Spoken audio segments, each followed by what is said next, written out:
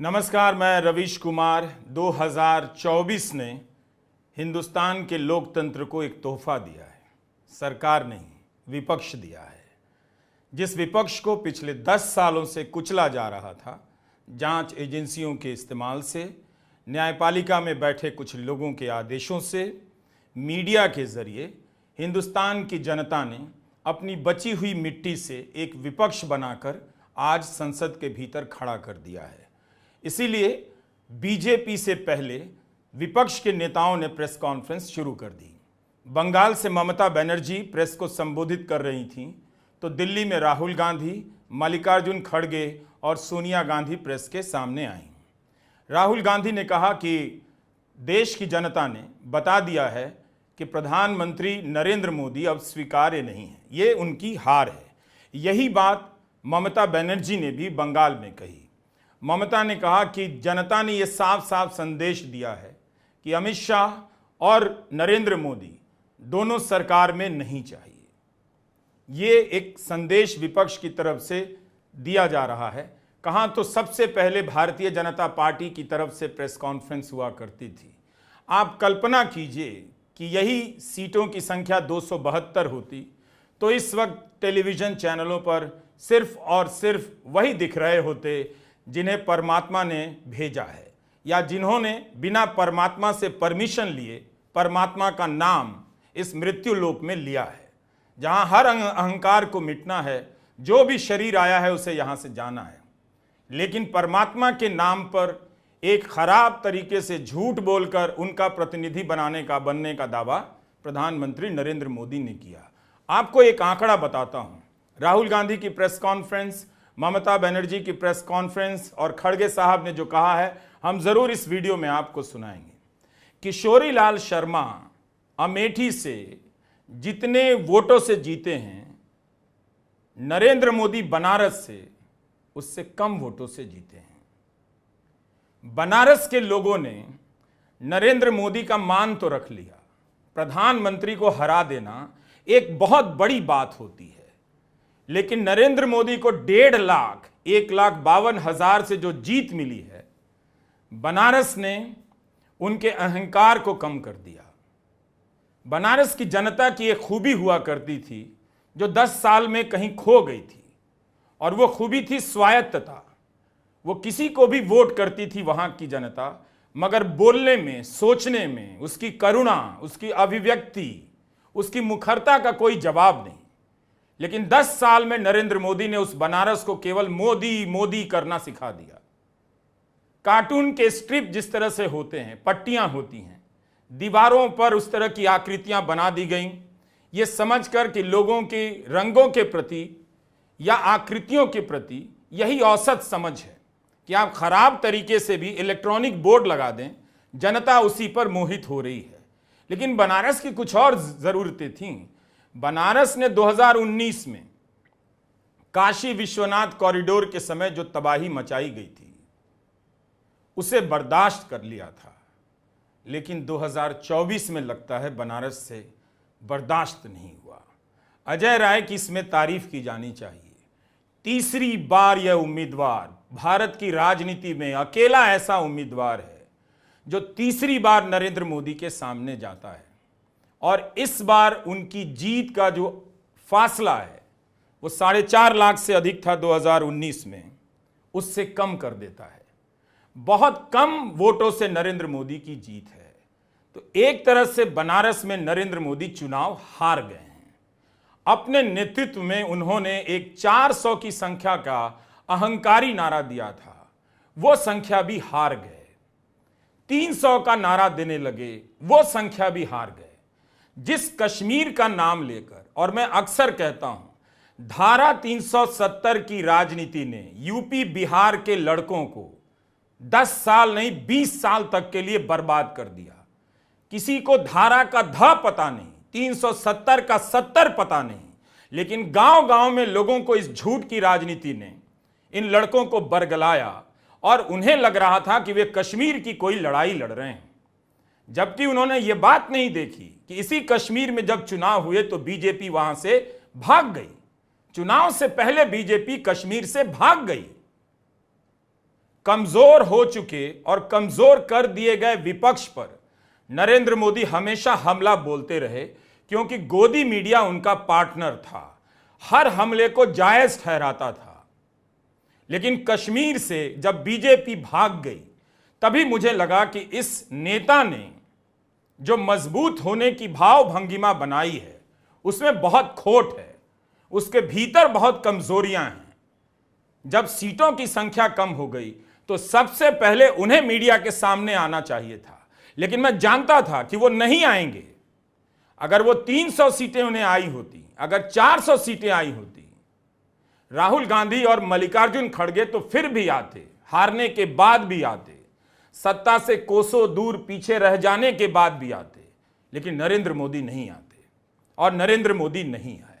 यही आज के जनादेश का तोहफा है भारत के लोकतंत्र को कि विपक्ष दिया है, और इसीलिए विपक्ष की प्रेस कॉन्फ्रेंस पहले हुई है। राहुल गांधी ने रायबरेली में या वायनाड में जाकर देखिए कितने वोटों से जीत हासिल की। वो अंतर तो अब नरेंद्र मोदी के पास भी नहीं है। शिवराज सिंह चौहान से कुर्सी छीन ली गई। शिवराज सिंह चौहान नरेंद्र मोदी से कई गुना वोटों से जीते हैं। हालांकि शिवराज सिंह चौहान भी योगी आदित्यनाथ की नकल में खराब नेता बनते जा रहे थे। उन्हें लग रहा था कि सत्ता में रहने की कुंजी जो है वो बुलडोजर में है, गरीब लोगों का घर गिरा देने में है, झूठे मुकदमों में फंसा देने में है। तो शिवराज सिंह चौहान को उसकी सजा मिली, नियति ने सजा दी, लेकिन वो अपनी कोशिश करते रहे तो विदिशा से इतने वोटों से जीत कर आए हैं। नरेंद्र मोदी सोचते होंगे 10 लाख वोटों से योगी आदित्यनाथ ने कहा था मोदी को जिताएंगे। इन शब्दों के साथ साथ मैं अब आपको राहुल गांधी की प्रेस कॉन्फ्रेंस का हिस्सा सुनाना चाहता हूं। ये चुनाव इंडिया गठबंधन और कांग्रेस पार्टी सिर्फ एक राजनीतिक दल के खिलाफ नहीं लड़ी थी।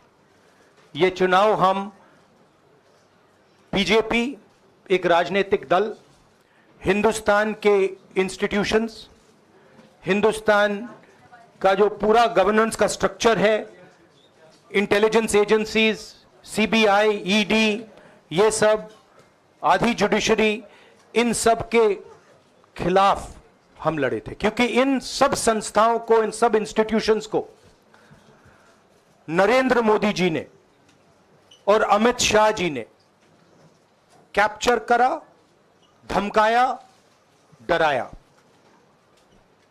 प्रेस की तो मैं बात करता रहता हूं, आपको मतलब काफी बार कहा है कि आपका भी रोल रहना चाहिए, और उस रोल को काफी लोगों ने किया, काफी लोगों ने खुल के किया, काफी लोगों ने छुप के किया,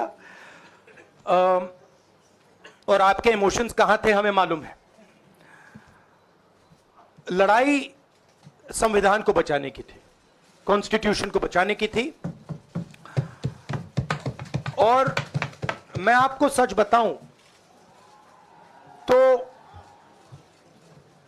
मेरे माइंड में था पहले से, जब इन्होंने हमारा बैंक अकाउंट कैंसिल किया, जब चीफ मिनिस्टर्स को जेल में डाला, पार्टियां तोड़ी, मेरे माइंड में था कि हिंदुस्तान की जनता अपने संविधान के लिए एक साथ खड़ी होकर लड़ जाएगी, और यह सच साबित हुआ।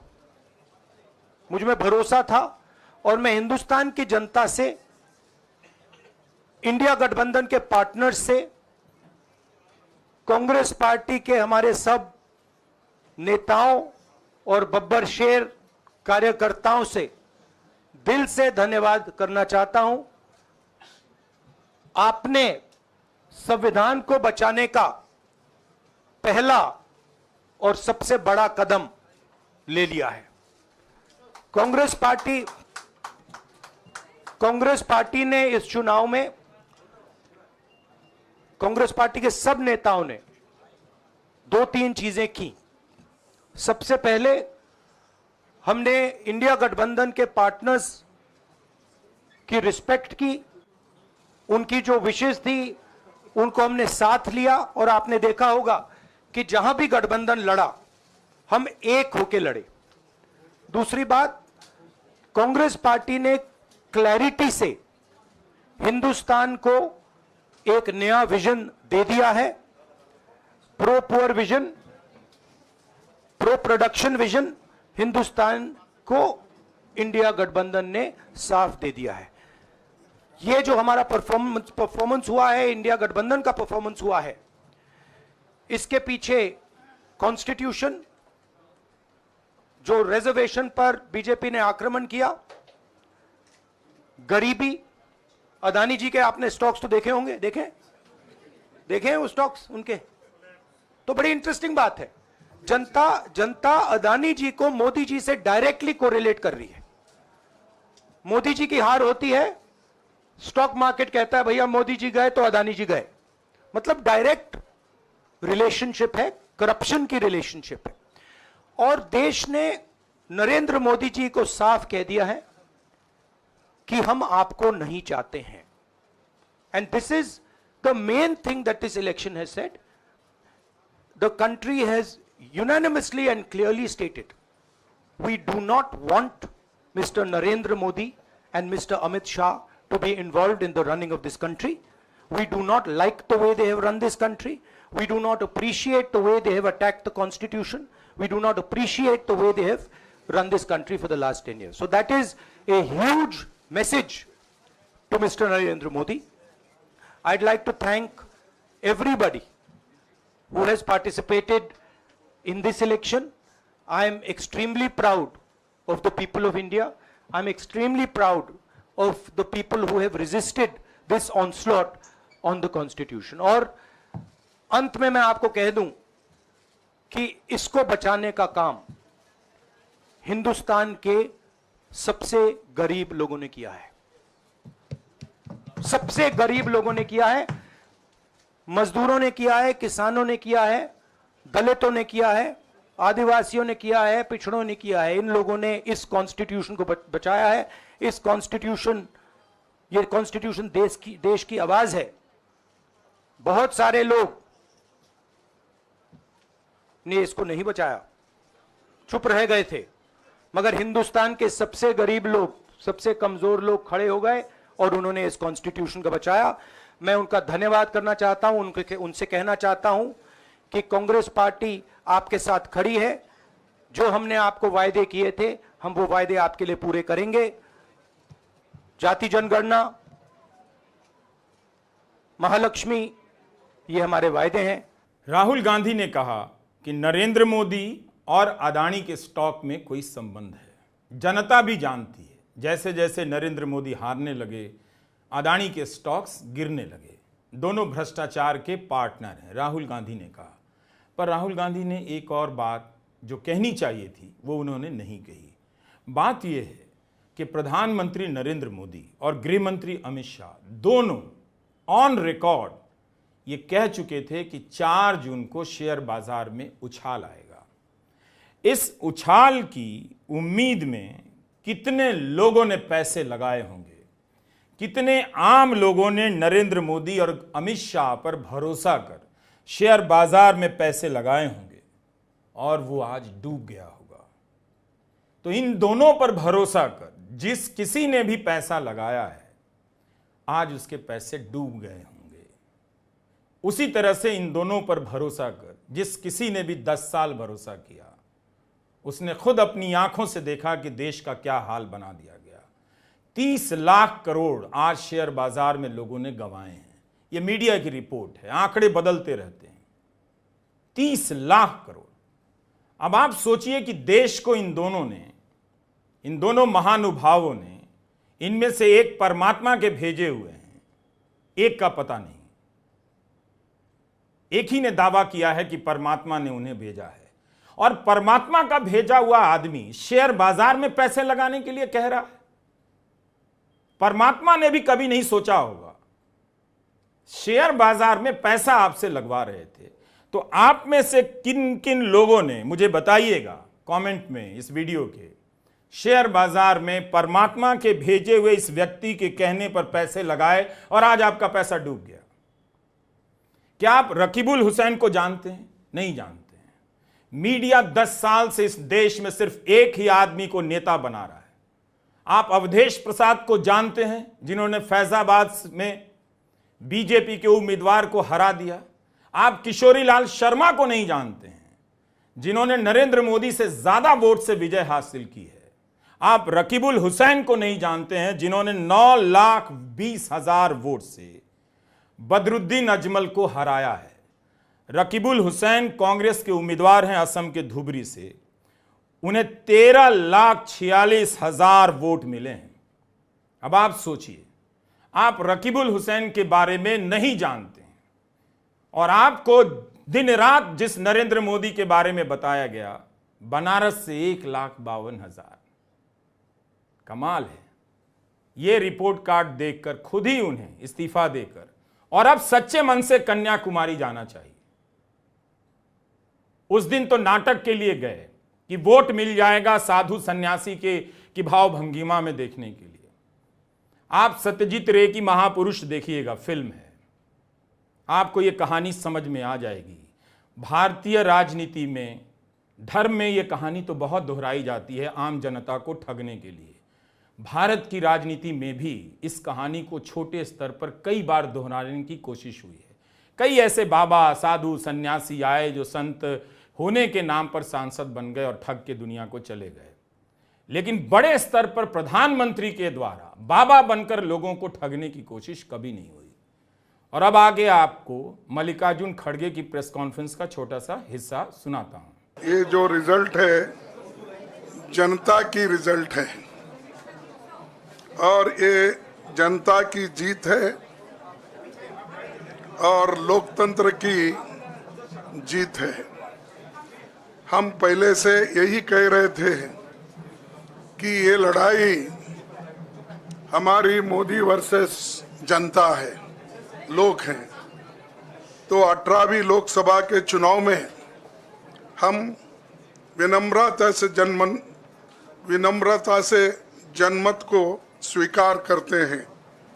इस बार जनता ने किसी एक दल को पूर्ण बहुमत नहीं दिया, खासकर सत्ताधारी दल भाजपा ने एक व्यक्ति, एक चेहरे के नाम पर वोट मांगा। अब ये स्पष्ट हो गया है कि ये मैंडेट मोदी जी के खिलाफ गया है। ये उनकी राजनीतिक और नैतिक हार है।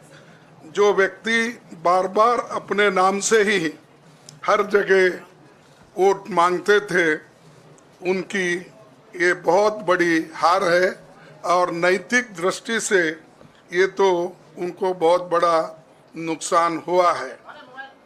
आप जानते हैं कि कांग्रेस पार्टी और हमारे इंडिया गठबंधन से बहुत प्रतिकूल माहौल में चुनाव लड़ा। सरकारी मशीनरी ने कदम कदम पर अवरोध डाला। बैंक खाते सीज करने से लेकर तमाम नेताओं के खिलाफ अभियान चलाया। फिर भी शुरू से आखिर तक कांग्रेस पार्टी का कैंपेन सकारात्मक था, पॉजिटिव था। हमने महंगाई, बेरोजगारी, किसानों और मजदूरों की बदहाली और संविधान संस्थाओं का दुरुपयोग जैसे विषयों को केंद्रीय मुद्दा बनाकर हम जनता के सामने गए थे। इन मुद्दों पर बड़ी संख्या में लोग हमसे जुड़े, हमारा समर्थन किया। प्रधानमंत्री ने जिस तरह का कैंपेन किया वो इतिहास में लंबे समय तक याद रखा जाएगा। कांग्रेस के घोषणा पत्र के बारे में मोदी जी ने जो झूठ फैलाया, जनता ने उसे समझ लिया। मैं इस मौके पर कहना चाहूँगा कि श्री राहुल गांधी जी की दोनों यात्राएं, भारत जोड़ो यात्रा और भारत जोड़ो न्याय यात्रा के दौरान लाखों करोड़ों लोगों को मिलना, लोगों की समस्याओं को सुनना और आगे चलकर उन समस्याओं का हल ढूंढना हमारे कैंपेन का आधार बना। हमने इसी को 5 न्याय और 25 गारंटी का नाम दिया और इसी के आधार पर हमने गारंटी कार्ड बनाया। हमारे कार्यकर्ता उसे लेकर घर घर पहुंचे। दिल्ली में एक विशेषज्ञ लाए गए, प्रदीप गुप्ता। 4 दिनों से ऐसा लग रहा था कि भारत भूमि में, जम्बू द्वीप में, आर्यावर्त में प्रदीप गुप्ता से महान कोई नहीं है। ये गेस वर्क करते हैं, अंदाजी टक्कर। जब इनका अंदाजी टक्कर सही हो जाता है, स्टूडियो में नाचते हैं, जब गलत हो जाता है ये रोते हैं। और आज इस तरह से रो रहे थे कि यह हम भूल गए कि रोने की कॉपीराइट तो इस चुनाव में केवल नरेंद्र मोदी के पास थी। 80 इंटरव्यू कोई देता है, इंटरव्यू में कोई रोता है बिना सवाल पूछे, जबकि किसी इंटरव्यू में करण थापर नहीं थे फिर भी रो रहे थे, किसी इंटरव्यू में मैं नहीं था फिर भी रो रहे थे, किसी इंटरव्यू में जो भी पत्रकार थे किसी ने ढंग के सवाल नहीं पूछे फिर भी रो रहे थे। रोने का काम इस चुनाव में कर रहे थे, जबकि उन्हें बताना था, उनका काम बताना था। इसलिए यह जनादेश जो है इसे समझने की जरूरत है कि जनता ने एक मजबूत विपक्ष बनाया, उसे अहंकारी भी नहीं होने दिया, और जो सत्ता पक्ष अहंकारी होता जा रहा था उसे विनम्रता के दायरे में ले आया।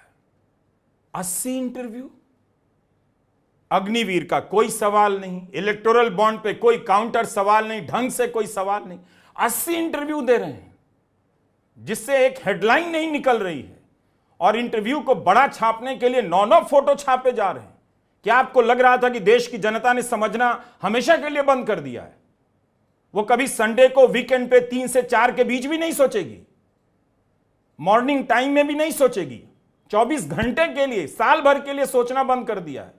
80 इंटरव्यू दे रहे थे। इन सारे 80 इंटरव्यू को ले जाकर किसी को, प्रधानमंत्री को पढ़ाना चाहिए और पूछना चाहिए कि आपने ही कहा है या फिर जिसने लिख कर दिया है उसका नाम छाप दिया जाए, अब जो पहले नहीं किया जा सका था। इस तरह से इंटरव्यू देंगे तो सवाल उठेंगे कि ये कौन इतना बोल रहा है, आप बोल रहे हैं या कोई और बोल रहा है, तो सवाल उठेगा ही। ममता बनर्जी ने इसीलिए कहा है कि अमित शाह और नरेंद्र मोदी दोनों को इस्तीफा देना चाहिए। आज ममता बनर्जी हिंदी में भी बोल रही थी ताकि उनकी बात दिल्ली, बंगाल से बाहर दिल्ली तक भी पहुंचे।